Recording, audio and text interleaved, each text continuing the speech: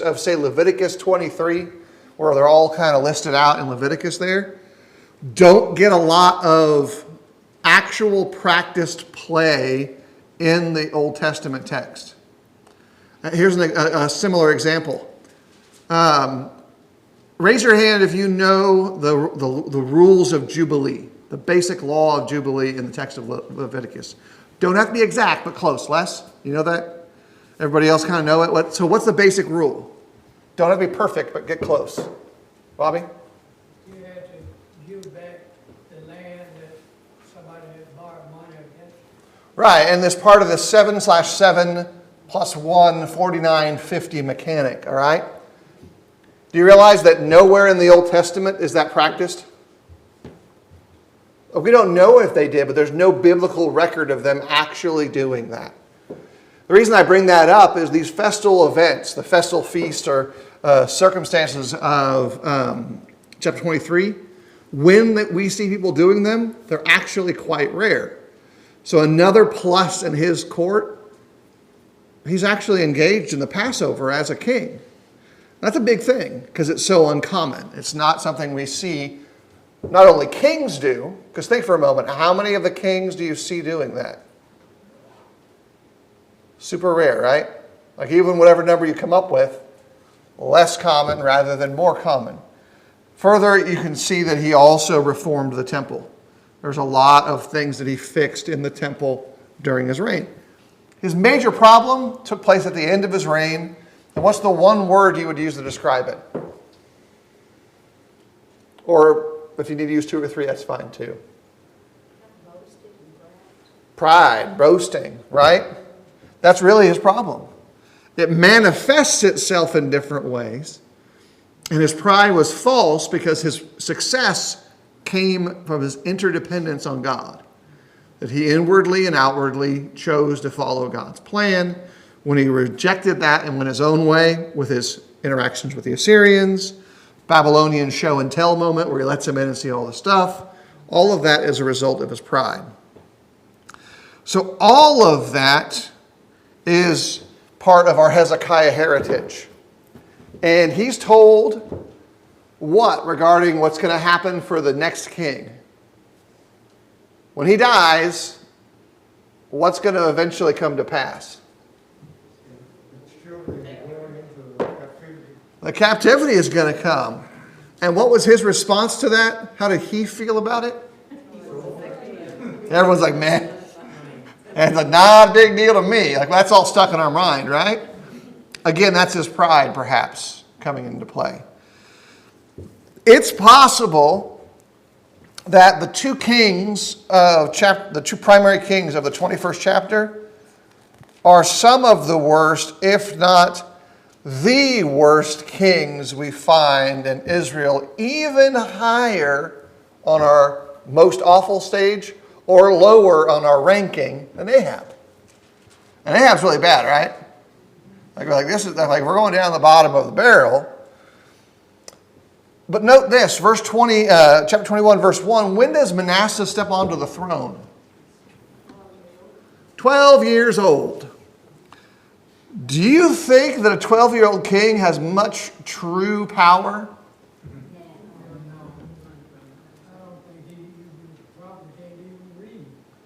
Well, yeah, he probably can read better. He can probably read Hebrew better than I can. That's a low bar as well. But he's not going to be. What grown male is going to look at the 12-year-old and go, that makes sense to me. We should do that. What grown woman is going to look at him and say, get back in your room and clean your stuff? Like, all of us are going to treat that concept that way, even though historically, nations and Israel at times have had very young kings. So the reason I introduced the idea of the co-regent is that independent of a specific context, we have to understand that Manasseh, as the next king of Israel, of Judah, of the big picture of things, there's at least 2 other factors in play. One, everybody around him is going to do what they want. They're not going to listen to him. But 2, God had already foresaw what's next, their captivity. And so his ability to change course of things, super limited. His primary power would be able to be righteous in the sight of God in the midst of punishment. But he doesn't really enter this place with a great example of trusting God in difficult times. Because his father was like, that's your problem, not mine. We don't know also why Manasseh, who is not the firstborn, ends up on the throne. And yet, what's interesting is that his reign is one of the longest. It exceeds our golden standard, right? What's the golden idea of a reign? 40 is the big number. I think his reign roughly takes it from around 697 to 642, about 55 years. It's possible that he was appointed into his reign before Hezekiah died, meaning that he would have been appointed at age 12 toward the end of his father's life and raised up into that. But that's not verifiable. That's a possibility. And he is the longest reign of any of the kings of Judah. You think about that again. If he's part of the bottom of the barrel, and yet he reigns the longest, what exactly is he reigning over? You ever heard the phrase king of your castle? That's a concept or a phrase. If your castle is really tiny, is that phrase a serious statement or a joke? I was the king of my castle when I was age 20. You know what my castle consisted of at age 20? A 1980 Oldsmobile Delta 88, a drum set, some plastic bags for my clothes, a pillow, and that was about it. Did I have a big castle? Man, that car wasn't great when it was new, but when I had it, we're not talking it was brand new. The ceiling stuff had gone. You could write your name on it with your finger. If you turned too fast around the corner, the horn assembly would fall off in your lap. You had to set it right back down. You could only go slow. I was the king of that castle, right? But it wasn't much of a castle. So he is the ruler of an empire that once had great power, but has been squeezed by all those who surround him, and the land taken away because of rebellion. And even his very place on the throne was out of order.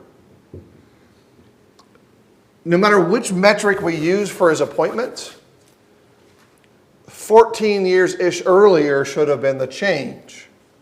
And so this is out of order from what would have happened to what is happening. Gradually, this drain plug event takes place. And you'll notice in verses 2 through 7, it says, after giving his mother's name, and he did what was evil in the sight of the Lord, according to the despicable practices of the nations whom the Lord drove out of the people of Israel. So we get evil, but a qualified evil. There's two types of things that this happens for the kings in the Old Testament. Sometimes it says, did evil in the sight of the Lord, and there isn't a lot of qualifiers or details. Sometimes the qualifiers are specific to God's expectations, like they didn't follow the law, or they followed the practices of their fathers. In this case, he engages in whatever it is, categorically, that would be part of the practices of the people who were there before they got there. So think about that generally. If you were to try to describe life, worship, and practice in Canaan before Israel, what are some things that you know of in the text or outside of the text that would be of concern? Idolatry is one, right? Do we know, I may have mentioned this before, do any of you know how worship was engaged in by the Canaanite people prior to Israel? What kind of things would take place? Sexual activity, worship. Sexual activity as a component of worship, not just the idea of fertility to expand the population, but as an act of obedient worship to their God. So that's that. We've got idolatry. You have human sacrifice. Broadly terms are refused as witchcraft in the King James. Soothsaying, I think, in some of the other translations. These are rough examples of what idolatry in practice and specifics would be of this thing. So we go from Hezekiah, who seemingly has straightened up a lot of the mess of internal Judah and Israel, to his son, who goes way the other direction. Like, he doesn't just kind of like middle ground it. He goes the opposite direction. And so think for a moment about what these things go down. So he's doing the practices of the other nations. Verse 3, all those high places, what happens to them? All right, back into service, y'all. Everything is back to where it was. He builds a second court in the temple so that other worship can take place on holy ground. And then what's verse 6 say?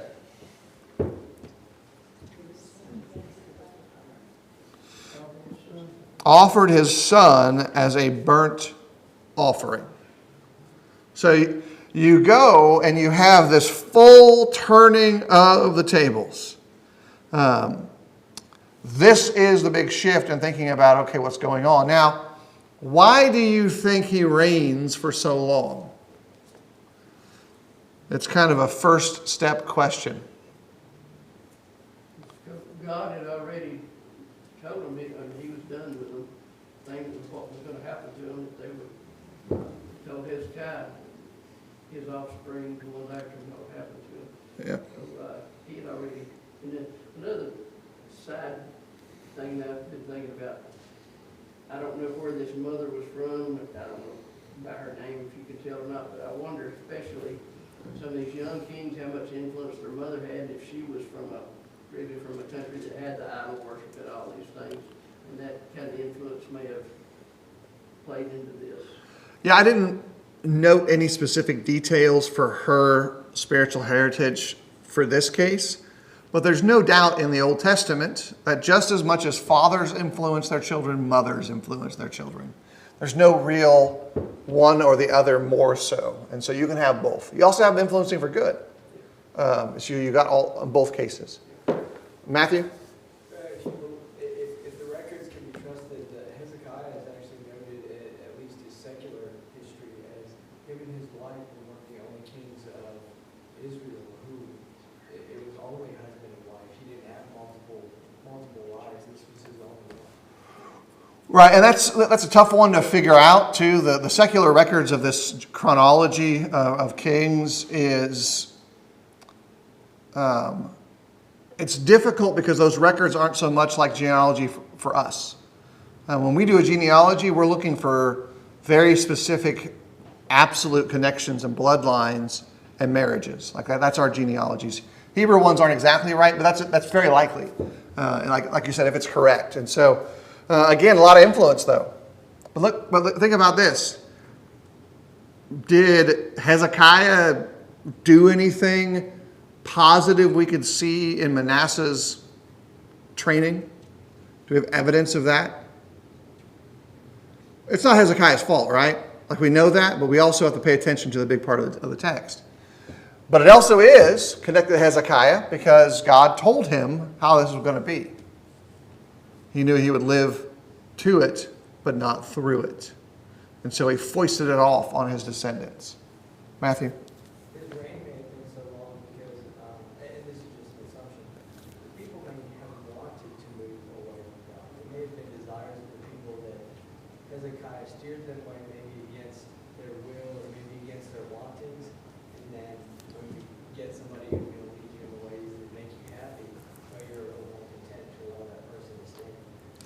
Right, here's what I was thinking about this, as I was kind of trying to figure out what's going on here. In verses 8 and 9, there's some clauses that come up in the chapter where it says, and I will not cause the feet of Israel to wander anymore out of the land that I gave their fathers, if only they will be careful to do according to all that I have commanded them, and according to all the law that my servant Moses commanded them. But they did not listen, and Manasseh led them astray to do more evil than the nations had done, whom the Lord destroyed before the people of Israel. I see part of this as a way to think about it, as Manasseh is on the throne in part to be an illustration of God's judgment. And if not only that, a vessel of God's judgment. Because they don't have a king to pull them back. Instead, they've got a king that will absolutely give in to what the people want. That's why you have this last phrase of, what they do is actually worse than it was before Israel came. Which is a pretty striking illustration. And this major defilement that's included here in the text from verses 7 through 9 remind us that he is not like David. Manasseh in no way is. He's also not like Moses, right? He's actually the one who is the linchpin who brings these people to their destruction. Like he is the vessel of their destruction in that sense. Verses 10 through 18, which is the next chunk of this text, really begin to expand the idea of judgment. And it has phrases that say things like, he's done more evil than all that the Amorites did who were before him. Only Ahab and Manasseh receive this kind of comparison. Y'all ever met someone who named their kid Jezebel? I'm telling you, I have. I don't say that out of pocket. They were not very familiar with the Bible. So most believers will not do that, right? They're not going to name their kid Jezebel. And there's probably a few other names that nobody will use anymore, right? Because historically they are associated with such awfulness. These are the only two that have their behavior compared in the kings or the leadership space of connected to the Amorites. In this case, he's worse than. I think that's probably telling to some degree. Like there's some level of, that's a kind of big deal. In the case of Ahab, Jezebel gets tossed into that mix too, because she's the one who incites him. Where in Manasseh, there's no inciter. Even though we might suspect that the people wanted this, that's where it's different between the two. Where Ahab has a compatriot pushing him, Manasseh doesn't have any of that included in the text. Verse 12 reads interestingly, it says, therefore, thus says the Lord God of Israel, behold, I am bringing upon Jerusalem and Judah such disaster that the ears of everyone who hears it will tingle. I think some translations say the ears will ring. Does that sound interesting to you as you try to visualize what's going on there? It's not they're itching. It's such a powerful judgment that they're going to have it pulsating in their own ears when it comes. Much like when you hear a big boom, and afterwards you're like, my head's ringing, I can't hear anything. That's this idiom in practice. So it's so bad that it goes to this level, and you'll notice in this section that goes all the way through verse 18, the shedding of innocent blood. It says a couple different ways. He said very much innocent blood on top of all of his other sins. And in Chronicles, 2 Chronicles, he's there quite a bit as well. What's an odd bit of the ending is that it says this. And Manasseh slept with his fathers and was buried in the garden of his house. in the garden of Uzzah, and Amon, his son, reigned in his place. Conceptually, in the Old Testament, to be buried with your fathers is a sign of a positive outcome. But remember, who makes the decision as to who gets buried where? Like, who decides where somebody's going to be buried in practicality? The living decide, right? The dead doesn't have any. You can make a pact, a promise. You go in the Old Testament. Does anyone have specific instruction as to where their bones should be buried? Yeah, and it takes a long time for that to come to pass, right? But for the most part, it's still the same equation, right? The living make that decision. So his burial with his fathers, in this case, isn't so much a statement of God's validation, but perhaps an indication of what the people thought of him as a king. We do the same thing with people who have complicated histories, right? They might have a place of burial that is near those of honor, and we bury them near them. Matthew, did you have your hand up? Okay. I caught movement. My eye is kind of just shot in there. So we have Manasseh. We've got another king to look at, though. Amon of Judah, which is verses 19 through 26. The text says that he is 22 years of age. And very quickly, after family matters, he's going to reign 2 years. What does it say concerning his reign? Verse 20. It is evil. And it goes on again to qualify. As Manasseh, his father, had done. So it says he walked in all the way in which his father had walked and served the idols that his father served and worshipped them. So there's no like, hey, he backed it up. It's like, let's walk this back a little bit. It says contextually and the way we think about it, here's the parallel. Apparently Manasseh is not like his father Hezekiah, but Amon is like his father Manasseh. He does pretty much what his dad had done. And you could say, idols stay in place, worship stays perverted, whatever the pagan practices he's engaging in. Remember, his father had sacrificed his brother as a burnt offering. You start thinking about all of that goes on. And there's a little bit shift, and we think about this a little bit because it changes the wording some. Concerning Amon, and he was buried in his tomb in the garden of Uzzah, and Josiah his son reigned in his place.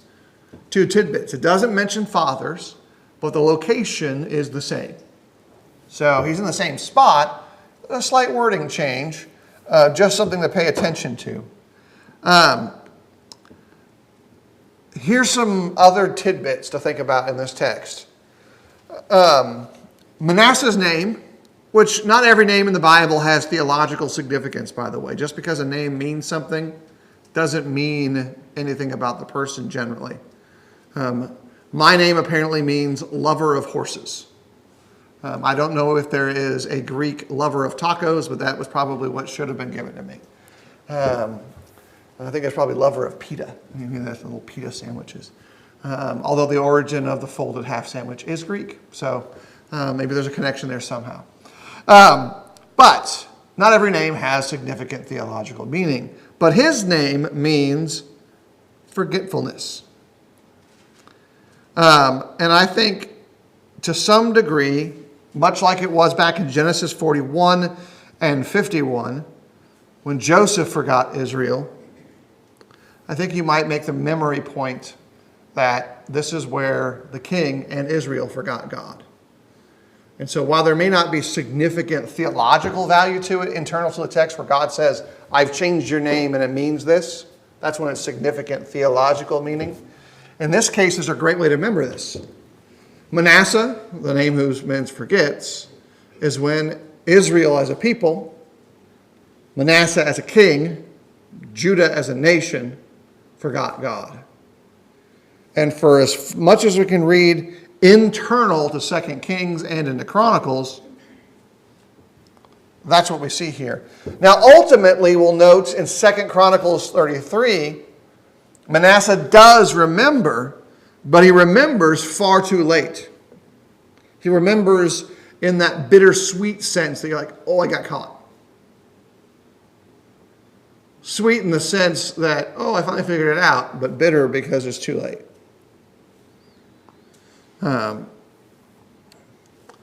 So here's some things to think about, kind of thinking through the text here. We tend to do the same thing. We tend to forget the reasons why things have happened or things are shifting around us. It doesn't matter what era we're part of. We are very quick to dismiss history of any kind as a guide for the future. Is that a fair statement? That we tend to forget things? Like not just individually forget to do stuff, but like why something was important. Why that was valuable. Here's a quick illustration to think about. If we were to go back in time using Marty McFly's DeLorean or what other means of Jules Verne-esque time travel you could come up with, to about 150 years ago. That puts us kind of close to the Civil War, right? Time frame wise. But when people got together to worship, how did they get to their places of assembly? How did they get there 150 years ago? Either walk, rode a horse or wagon. Right, those are the one of two ways. How long did it take you to get to the building tonight? 6 minutes. 6 minutes for some. I think it was 12 minutes for me.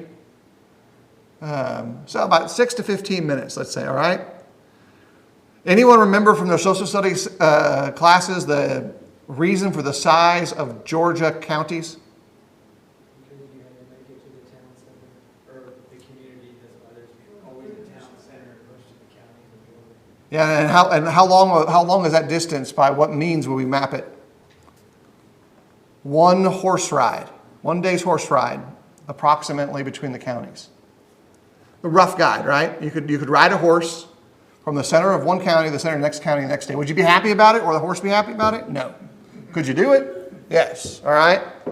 So it took us just a few minutes using our 300, 400 horse super chariots to get there.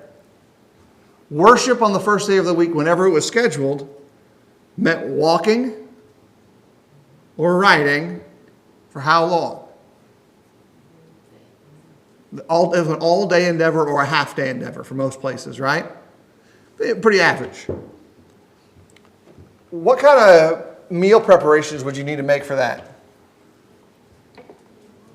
Anyone have any? Do you guys remember meals on the grounds? I can't. I'm not going to out anybody for that, but age-wise. So you'd bring all your food with you. You'd have worship together, and then you'd have a picnic surrounding the building, right? All right. So this is us kind of remembering history. Let's go to 1950.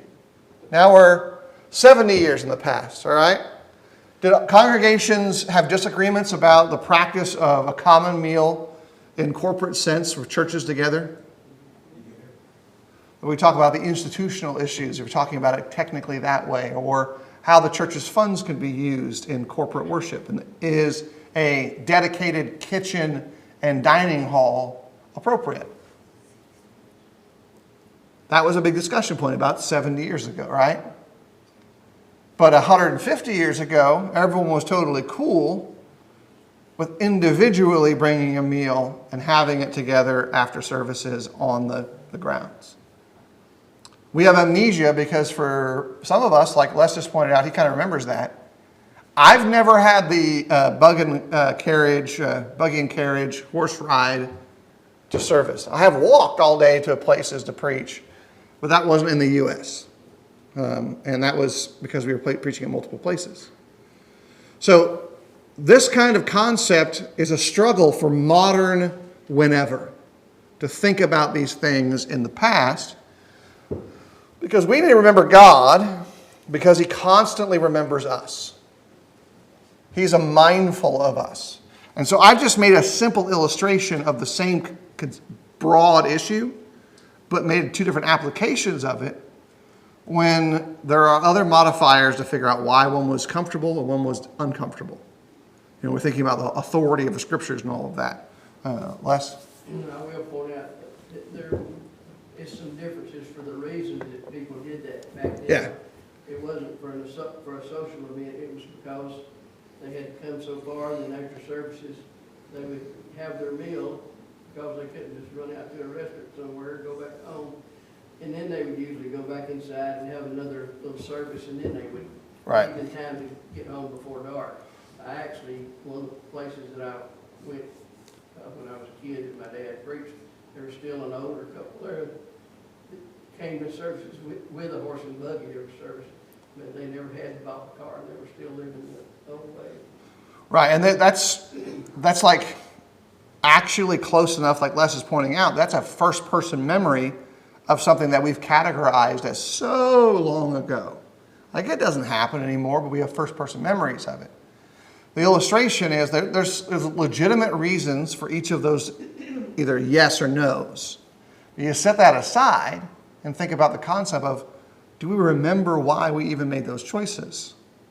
Because Hezekiah did what was right, correct? His son went the other direction in one generation and either didn't know or forgot everything that he had seen.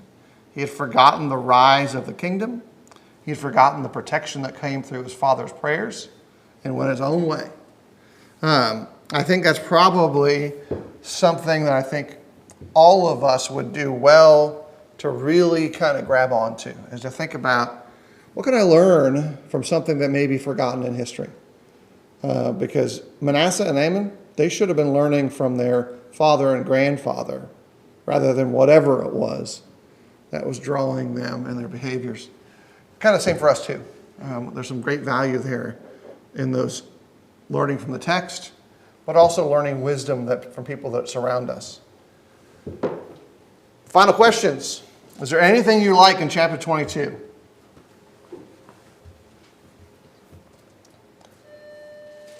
It's okay to say there's nothing that we like there. Like that's 21, that's right. 22 is fine too. The answer to Josiah is all right in chapter 22. But in chapter 21, is there anything that you like? I actually like verses 8 and 9 just for that one clause, if only.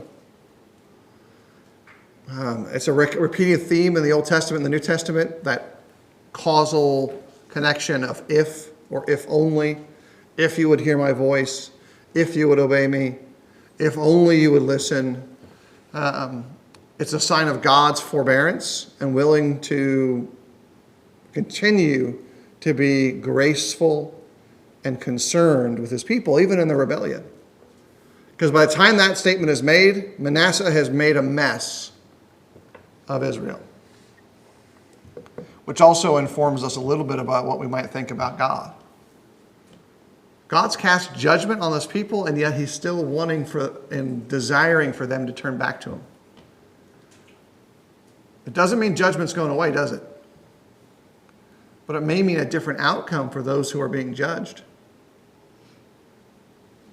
And that's one of the positive potentials that you see there in the text. What else? You've got 5 possible questions to pick from, but you can also come up with your others. About what do these stories teach us about people? It's people so easily forget when the good king was there. He should have been teaching his child. He was not, or did not. For some reason it didn't take. Or if he did, the kid didn't remember. Therefore he turned into a bad king. Mm-hmm. And we have to remember that with our children now. We have to be teaching them. And hope it takes. Right, so we've kind of balanced that out. We talk about we've forgotten history and we lose from it. Scripture is never bound to us in the sense of nostalgia. Oh, how it was in the old days. Scripture is always bound to us as predictive of the future days. These are Bible truths that are designed to help us see our future not necessarily understand the past. Even though we might understand the past in application and understanding, they're really teaching us, hey, this could be our future outcome, both negatively and positively. And so these stories are designed as much as positive ones to help us make decisions for our own good for our futures too. We will be in chapter 22 next Wednesday night. I'll get that correct. All these numbers start blurring together as your eyes get less capable of focusing on small things. But that'll be chapter 22 next week. Look forward to that with everybody. Thanks.